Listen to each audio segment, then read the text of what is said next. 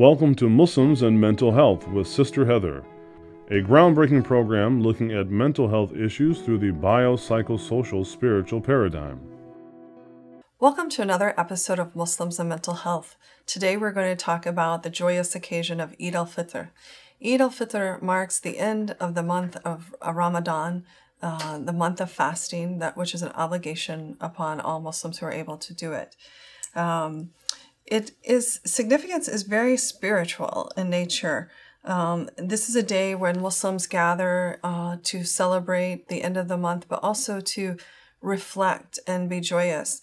And so the occasion is often marked by people getting up early and going to have something to eat, and then they go to the prayer and they put on their best clothes, akin to a lot of other holidays that we see in celebrations like Christmas or Easter, where people put on their best clothes and go to church or to the synagogue.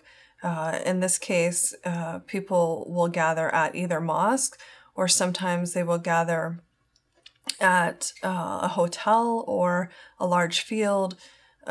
Many times different mosques or communities will join together to have one big prayer. And so that's why you'll see people gather in fields or at a hotel ballroom, maybe, for example. And so people will go and they'll have a prayer. The prayer is slightly different than the regular prayers that Muslims perform. It's 2 rak'ah and followed by many takbirs. And takbirs look something like this, where somebody will go like this. And then it's also followed by a lot of remembrance. And there's a khutbah, which is like a sermon. And that sermon will be in regards to something about the month of fasting and looking forward or looking at the month itself in particular.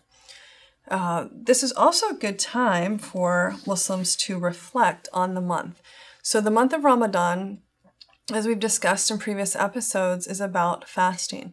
It's about hunger. It's about understanding what that deprivation means. It's also about giving charity and understanding those in need. And so this is an opportunity on Eid AlFitr to consider what one's strengths and weaknesses were during the month. Was fasting easy for you? Was it hard? What about it was hard? What could you have done differently to have been more successful? What things do you see that you need to work on? It can act in a way as a sort of mirror to look at this of your inner self, what we call the nafs. And so this can actually help to build on one's character, as opposed to, we've done the month, now it's done, now let's go back to complete indulgence. That wouldn't be very beneficial for people. So the month can actually act as a segue to making change. And it's an opportunity to facilitate that change and reflect. And so you also see what else you see on the day of Eid is you see people going to parties, to houses where people have gatherings, many different types of celebratory events. Some communities have like amusement type rides and activities in a festival-like manner. Other communities do things actually at the mosque and have things like piñatas and games for children. Most communities have some kind of breakfast or brunch following the sermon and the prayer of Eid. There are many people who suffer from different ailments like anxiety and depression or mania, mood disorders, and illnesses like this. And for these people, and even for people who don't suffer from this, the holidays can be quite stressful. And we often overlook this aspect of celebratory experiences. So we need to look at what may trigger these consequences and what we might be able to do to make them a little bit better. Some of the reasons, let's first look at why the holidays can be stressful for people, right? So one of the reasons, like I just described, we're getting together in gatherings and people are dressing the best that they can. And so that can create a pressure to perform for some people. There's also the pressure of being included. We all know people who get excluded from things or don't get invited or have complained to us that they haven't been invited places. And this is a time where that actually takes place. There are people who are left out of things, maybe unintentionally, but it happens. And so that creates another level of pressure. Another problem is random schedules. So people who have particular ways of living their life that require a schedule, like somebody who might be bipolar, for example, their best fit is to have a very scheduled regimen. And this schedules of Ramadan, because of the fasting, because we fast from sunrise to sunset, and it's a long period of time, it takes people off their schedules.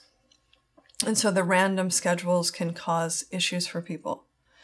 And the late hours, the early hours, these also can create issues for people. The overstimulation. Some people cannot handle the sheer volume of noise that we create on an Eid. People are very happy, they're joyous, people are talking, they're hugging, they're, in lots of conversations. And sometimes this can be really overstimulating for some people. And the hype of the holidays, right? So there's a lot of expectation created around what the Eid is. We have those who literally see it as a spiritual reflection, but there are also people who treat it more commercial and see it as a day of giving gifts and, making a whole to-do out of the experience. And so it becomes, ballooned into something that people may not recognize, or that creates a lot of pressure on people about what they should be doing. And so living up to those expectations and that hype can be very stressful for some people. Again, missing medications.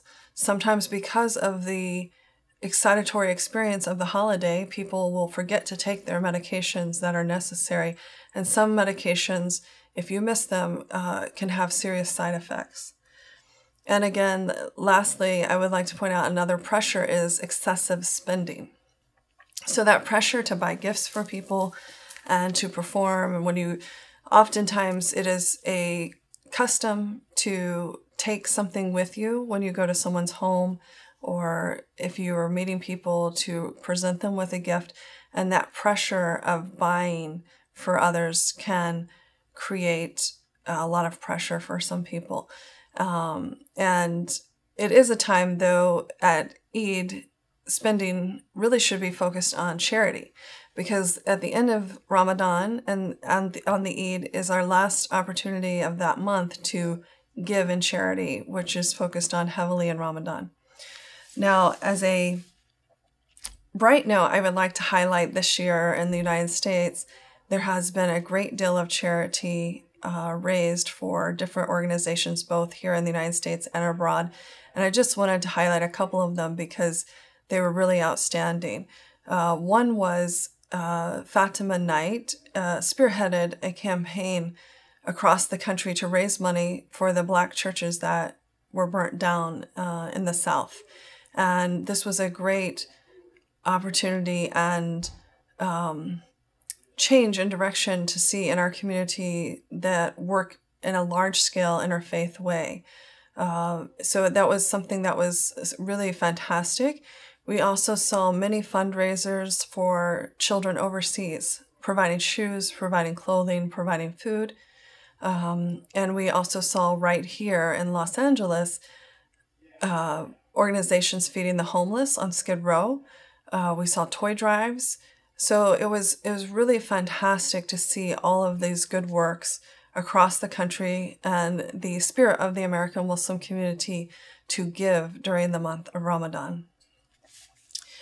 Now, I want to go back to talking about the people who have a little difficulty with the holidays and how can we help them have a better holiday. Well, let's talk about some of the tips for a better holiday. First of all, and this applies to anyone, whether you have something that's more prominent mental illness or not, you can scale back your expectations. If the hype of the holiday has become burdensome for you, you can scale back on your expectations and make it something that's more feasible for you. It's important to be easy on yourself.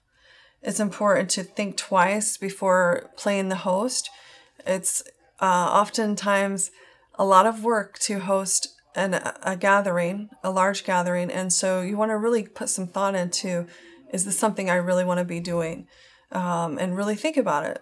There is no obligation on you to do it, and if it's not a good situation for you, perhaps you should reconsider it. Be open and direct with your family. If you have some issues that are causing you anxiety, or you're feeling particularly depressed or sad or hopeless, please, be open with your family and your friends and tell them what you're feeling. Let them help you identify what will make things better for you. Make this year different. If in the past you've had bad experiences with Eid, think about what made them bad before and choose to do something different this year. Or if it was great last year and you can choose something even better this year. What worked about it? What worked about it? What didn't work about it? Identify those things and choose something better. And also, if you're going to be house hopping, it's a good idea to spread out your visits so that you're not completely tired and worn out going back to back to back to different homes or different events that might be happening.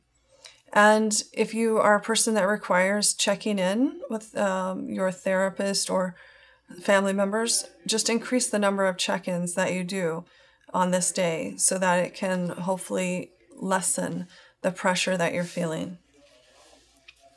How to handle parties. So let's talk about some specific things you can do at a party. Again, don't overbook yourself. It's better just to choose to go to things that you really want to go to, and don't be afraid to say no. Sometimes it's better to say no, especially if you feel that it's going to be a burden to you. Have an ally with you, someone that can help you if you find yourself in crisis or overwhelmed, that you can turn to and they can help you get out of the situation. Leave early. That's another option. You go, you decide, I'm going to stay 30 minutes or less and just show that I care about these people, but maybe I'm going to leave early. Try to stick to your schedule. So as we know, with the early hours and the late hours and the long days, you can possibly get off your schedule. But if you can, try to stick to your schedule, because we know that for those who require a more scheduled system, even one day can throw you off. So if you can try to stick to your schedule and arrange those activities, that would be best. Try not to overindulge. As we know, we just finished the month of Ramadan, and part of the month of Ramadan is to not have excess. So we don't want to just finish the Ramadan and then just go back into overindulging again. We want to try to take the good habits that we've established during Ramadan, the things that we've done well, and continue them. So try not to overindulge. And then with every situation that we have in life, we want to weigh all of the pros and cons of that situation. So is it good for me to do this? Is it not good for me to do this? Why? And then evaluate that and decide what you should ultimately do. So for some people, in some disorders, we have a tendency to have excessive shopping. So for example, we often see this with a borderline personality disorder. There tends to be an excessive shopping component to that. Or even people who have bipolar and have mania, oftentimes they might go on a shopping spree. And so how can we avoid that during the holidays, or how can we taper it at least a little bit? One of the ways is we can keep perspective about the holiday. We can keep perspective about what is it we really want to accomplish with the shopping. Is it that we want to buy gifts? And if it is that we want to buy gifts, can we set a limit to that? So that we can stay within some parameters and that we don't go out of them. So one of the ways to do that is to create a budget. Create a budget and stick to it. And we can spread out the shopping so that it's not all at the same time. So if you can do just a short, make a list, for example, of the people that you want to buy gifts for, and you're going to shop for those particular people at a particular time. And that way you don't overshop or overspend or find yourself in a situation where you just really want to buy more than you actually need. You can also shop online. Shopping online is very helpful because it limits your the eye-catching, displays of the mall, for example. So although there are many things online that may catch your eye, if you know exactly, I'm shopping for this person, I'm going to check them off this list, I have this budget, you can pretty much just go to the one site that you need to go to do your shopping. And then you're not distracted by all of the embellishment around you like you would be in a place like a mall or a different type of shopping venue. And lastly, another strategy is to go for gift certificates. If you buy gift certificates, shopping can be done very quickly. And you can accomplish, what your goal was to buy gifts for different people. And the shopping can be over with in a very short period of time. So you don't have to worry about going off the deep end shopping. In addition, I came across some great tips from the National Alliance on Mental Illness, NAMI, and I wanted to share those with you as well. So one of the tips is to stay close to family and friends who understand your illness. This is always a good idea. You want to have support around you at this time, and really any time of the year, that's a good idea. Also, to take your medications as prescribed. Be sure to get the sleep you need. As we've covered in other episodes, sleep is so important to your health, and a little bit of deprivation can actually affect you quite a bit. Celebrate the holidays in the ways that you're comfortable for you. And remember, you do not have to live up to somebody else's expectation. You want to do what's best for you. The holiday season does not stop feelings of sadness and loneliness, so give yourself permission to work through these feelings. And if you find that you have particularly more of these feelings than usual, I would suggest that you contact your therapist or whatever mental health care provider that you have. Don't compare this season with previous ones. Enjoy all the little things that you have now and stay in the present moment. Staying in the here and now can be very helpful to not ruminate about past grievances or grief or loss. So try to stay in the here and now and talk about your stress with your family and friends. Keep your expectations manageable and plan your work plan. As we talked about before, setting a budget, they recommend. They also recommend something that I would recommend for anybody at this time of the year, which is to do something nice for someone else. We know through research that when people do for others, it elevates their mood. So whenever you get a chance to do something else, maybe for your neighbor, maybe for a loved one, a relative, this can often raise and elevate your mood. Stay out of department stores. Department stores are going to encourage you spending money. And if this is an issue for you, then you want to stay out of them. Play your favorite non-holiday music and celebrate in a way that's comfortable for you. Surround yourself with close friends who understand your feelings about Eid, and reflect on positive memories in the past month of Ramadan and try to build on them. Take this as an opportunity to really build on what you have created. And finally, don't allow yourself to dwell in the negative. If negative thoughts come, acknowledge them and let them go, and return yourself to positive commentary. Don't spend time beating yourself up on a negative thought. And so with that, I want to conclude this episode of Muslims and Mental Health and wish everybody a happy Eid and ask you to enjoy yourself. If you have any comments, feedback, or questions, please contact us at nafshealertherapy@gmail.com. We would really like to know how best we can serve the community and your particular community. So please contact us at NAFSHEALER therapy@gmail.com. Thank you.